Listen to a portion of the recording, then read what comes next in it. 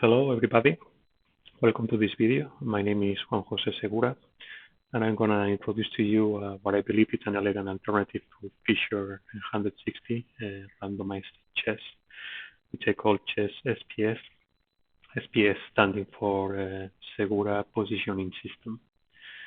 If you look my name among chess players, you will find nothing because I'm just an aficionado and I never played seriously. But still, I like chess, and I've been reading about some of the problems that Fischer960 gives to players, and I think this is a nice way to maybe fix some of them. So in this video, I'm gonna briefly go through international chess and different ways trying to fix these problems that international chess has, if you believe they are problems. And then I'm going to explain a bit more in detail Fischer960 and what's my idea for fixing some of the issues. So let's go. I also need to say I'm a bit sorry about the quality of sound and video. My hardware is a bit outdated and that's what I have now.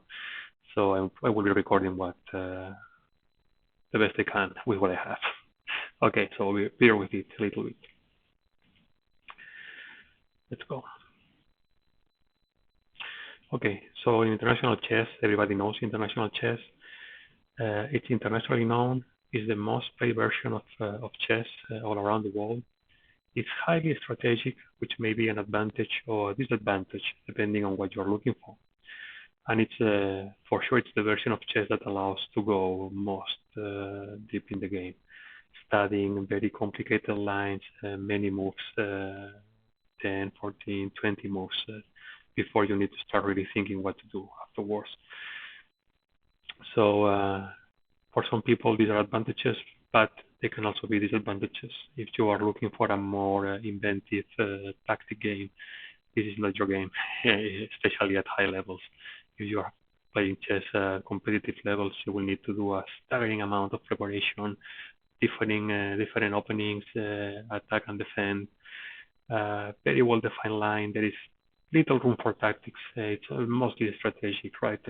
Meaning strategy, the previous preparation of what you're going to play and what you're going to answer to your opponent, and tactic, what you need to think right now, right here, because it's not prepared beforehand.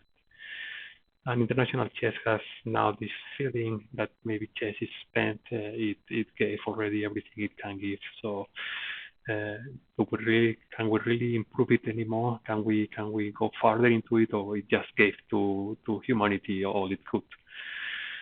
Okay, these are some GIFs from chess.com about well-known openings, the Rui Lopez, the Queen's Gambit.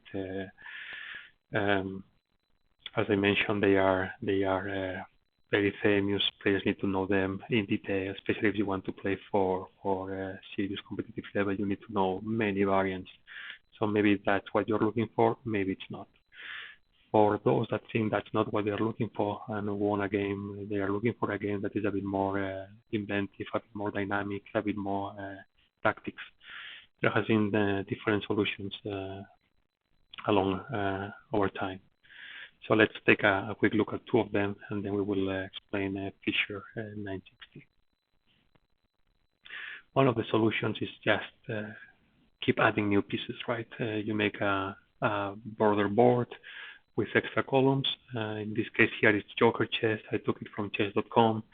You can see now there is a new piece between the knights and the rooks. I think it's called the Joker. And you just put new pieces. They move in weird, different ways, so players don't know how the openings will go. There are no lines studied about that. It has become actually kind of a meme, right? Everybody likes chess. They like to think, oh, I will create this cool princess. So I will put there the Hound, or I will put there the Joker, right? But it's not a good solution to the problem. It's not a good solution because it's just a short-term solution. The same problem will appear once the new pieces are well known and players start using them, and software is used to study the openings. New lines will appear. You will fall into the same trap. On top of that, you will need a bigger board to play. And now you have all those extra columns. You will need new pieces to play. So you cannot play in this new invented chess with what you have at home. You will have to buy a new board with maybe 2 extra columns or 4 extra columns, and you have to buy these new pieces.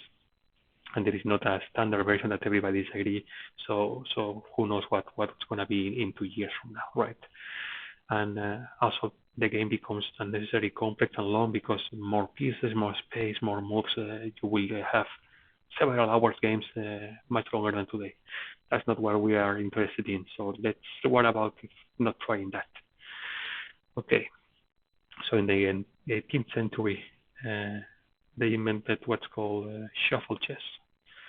Shuffle chess is an elegant solution where the pawns are left on the second and the seventh row, and the remaining pieces are shuffled, placed randomly on the first row for white, and then black just mirrors.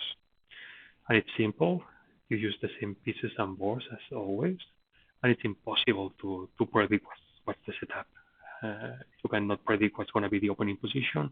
You cannot prepare thousands of potential opening positions, each one with its own number of lines. So that's pure tactics. That's nice. But it also has some disadvantages. White, which in international chess already has a clear advantage over black, with this shuffle chess it can have even more. Some of the configurations are really good for white, so that's not good. And also in many starting positions, the king will be one side and the 2 rooks on the other side. That makes it possible to castle, which takes out something that it's part of chess. And in many positions, the bishops may be of the same cell color. So white may have 2 white bishops or 2 black bishops. That's also not desirable. So in 1996, Bobby Fischer, 19th of June, presented in Buenos Aires, Argentina, Fischer Random, Fischer960, Chess 960. It has several names. I will call it Fischer 960 or Chess 960 or just 960 for abbreviation. It was a clever idea, and what he wanted to do here is to eliminate the staggering amount of preparation, the dominance of opening preparation in tournaments or in high-level chess, right? He wanted to replace it by creativity, by talent, by inventive. And he created Fischer Random, Fischer 960, which I will explain now. It's important to mention that in 2008, the International Federation of Chess added Chess 960 to the appendix of the laws of chess. So how does it work? Fischer 960 is built upon the shuffle chess that we just explained, but fixes some of the issues, only some of the issues, adding 2 restrictions, which is the king must be always placed between the 2 rooks, so it can castle. Of course, the position between king and rooks will not have the same number of space as in the international chess in most of the cases. That means that the castling rules are a bit special, but nevertheless, now castling is possible. And the second rule is that the 2 bishops of a player must be placed in opposite color cells. So you must have a color black bishop and a white color bishop. If you take these restrictions together, they create 960 possible starting positions, hence the name Fischer 960. It's a very nice solution, it's very elegant and clever, and it has many advantages. First of all, what Fischer wanted, the weight is now placed on tactics instead of in the preparation of the openings. Of these 960 potential starting position, each one has several lines of opening. You cannot possibly prepare all that in a human brain. Maybe in the future, computers may be able to. Today, it's impossible for humans to do that. Opening theory on Fischer 960, it's still at its infancy. There is plenty of room for discovering, and you don't need to buy or learn anything new. You just use your new your all-time chessboard and pieces, same movement, same rules. So nothing new here. It's very elegant in this respect, but it's far from perfect. because the same as shuffle chess, the Fischer960 also produces several opening positions that give even more advantage to white. So if in international chess, white has already some advantage with some of the Fischer960 positions, white has even more advantage. Also, you need a piece of hardware, computer, cell phone, and software that can generate these positions, keeping the two restriction rules. So it's not anymore you just sit down and put your pieces there with your opponent, maybe shuffling. Now you need a machine there to tell you what you're going to play, which actually brings a randomness element into the game, which I personally I don't like it. And that's the thing that made me look for an alternative to the Fischer960. I like that chess is played between two players, and it's based purely in their decisions. And whatever happens is because they took a decision with all the information available. I don't like a third element adding an element of randomness into the game. In the article published in Chess SPS, you can see the link at the bottom of the text. They mention the problems of the Fischer960 and some solutions trying to fix these issues. For example, the issue of white having more advantage than black in some openings. They suggest, okay, then for each starting position, you have to play two games, one with white and one with black. The problem is that solves a problem and it creates a new one, because the second game is not going to be in the same conditions as the first one, because both players have learned from the mistakes and the successes of the first game. It's not anymore as much inventive and tactics. Now there is some previous experience. You just played the game with that position. You are shifting colors. Now you have some idea that what may work or what is not going to work. So it's fixing a problem and creating another one. Gary Gasparov came with a suggestion which is interesting. It's generating a number of boards using this Fischer960 method, and then picking maybe, for example, 10 starting positions that are interesting and both players agree are fair. And then once these 10 are agreed, the players will play one of them selected randomly. This takes away the 160 positions. Takes only maybe 10 that are randomly generated but are judged to be fair, discarding the ones that are not fair. And then still you have 10 of them. It's difficult to prepare a previous strategy, because you don't know which one of the 10 is going to come up, and each one of them will have many lines, so you cannot prepare. It's an interesting idea. It's partly killing Fischer960 to being a solution. It didn't really take off. I don't know why. It was brought, according to this article from Chess SPS, it was brought to some people. It didn't land very well. Still, I think it's a neat solution to the Fischer960 problems.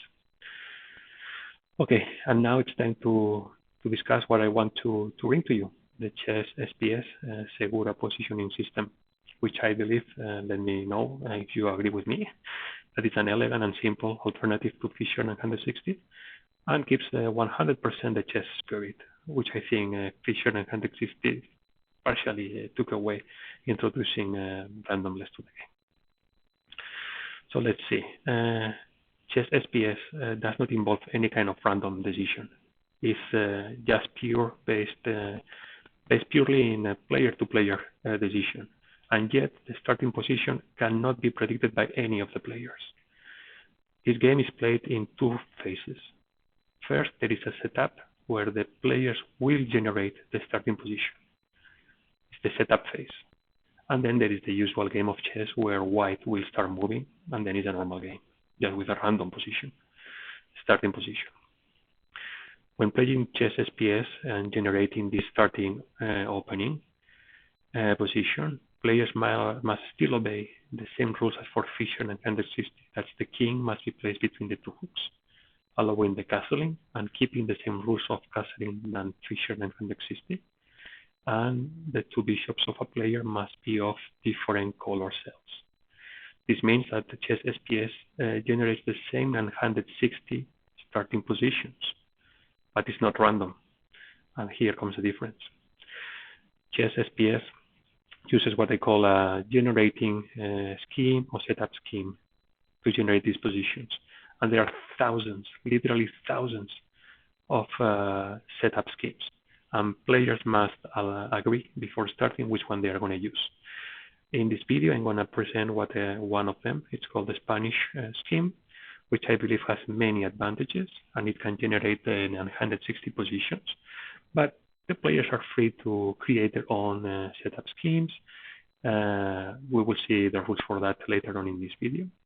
Let's just start with the Spanish one. You can play all your life just using the Spanish scheme. It will generate 960 positions, always keeping you engaged and avoiding the problems with the Fischer960. Let's see how. This is how Chess SPS works. Once the players have agreed on a generating setup scheme, in this case the Spanish setup scheme, they have the rules on a table. In this case, you can see it at the left.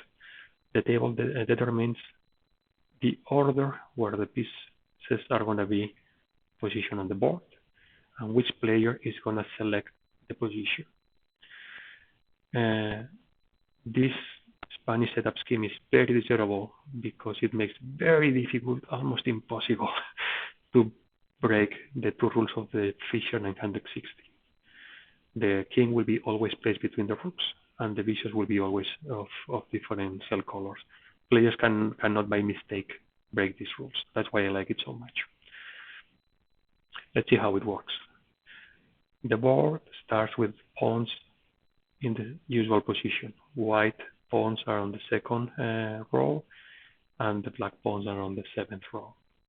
Now we take a look at the table and says the first piece placed will be the king, and the player choosing the position is going to be the black player.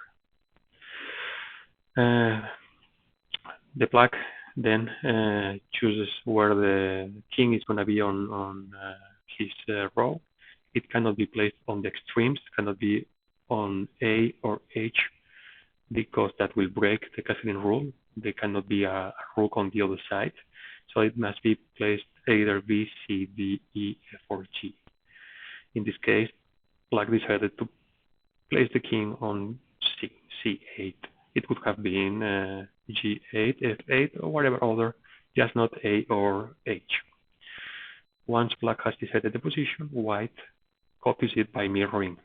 Always the pieces will be mirroring each other. Okay, so now we have the king.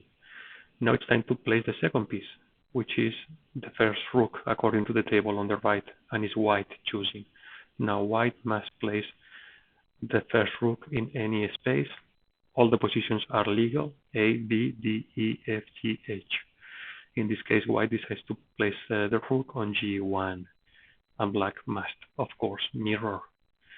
Now it's time for the third piece. According to the table, it's the second rook, and black must choose. Now there are some restrictions. Black can only place the rook on A or B, because placing it on the right of the king will break the castling rule.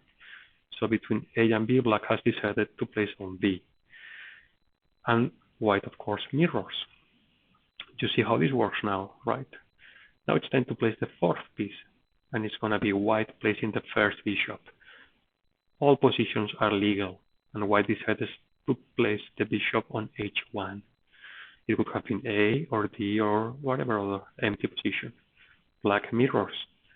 And now it's time for the fifth piece, which is the second bishop, and black will place it. Black has some restrictions, because now it must be placed on a white cell, because the black bishop is already placed for black. It was decided on the previous. So black places his or her bishop, in this case on E8. It could have been A8 as well, and white mirrors. Now it's time for the knight, and it will be black again. It's not white, now it's black again, placing the knight. Decides on A8, and white mirrors. The last two pieces, which are the queen and the last knight, will be placed both by white. When placing one, the other will be already decided by elimination. So white places the queen on D, black follows, and white places the knight on F, and black follows. And now we have a starting position which couldn't be predicted by both players. It's not random, it's based on decisions. And if you play again, you will generate a different one. And if you play again, you will generate a different one. But if you know what you are doing, you will not produce a starting position that is clearly favorable to one of the opponents, because you will look for your interest. When the game starts now, white makes the first move as usual. This is a very elegant solution. As you see, you don't need a computer, you don't need a software. The players will take care of getting rid of any disadvantage. And the Spanish setup scheme, as I told, makes very difficult to break the two rules, the castling rule and the bishop's rule, because the order of the pieces is set so it's very difficult to break them. Basically, you will not have a bishop as the last piece, and then you find out the last position available for that last bishop is full. It's not legal. It's not going to happen. Anyway, nothing prevents the players to create their own generating schemes. In this case, I like this one, but let's say you play with it several times, and now you want to create your own. Maybe deciding that one player will have more pieces to place than the other player. Maybe you want black to place most of the pieces and white not so many, because anyway white is going to start. So you feel this is going to even things a little bit more. So you can do that.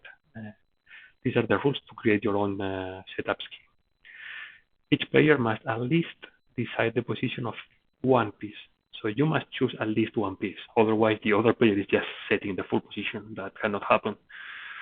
If you are going to set the position for just one piece, when the moment comes for you to pick it, you must choose at least between two possible legal valid positions. So you choose one piece, and at least there is option for randomness for your opponent. Of course, the castling rule and the bishop rule must be obeyed.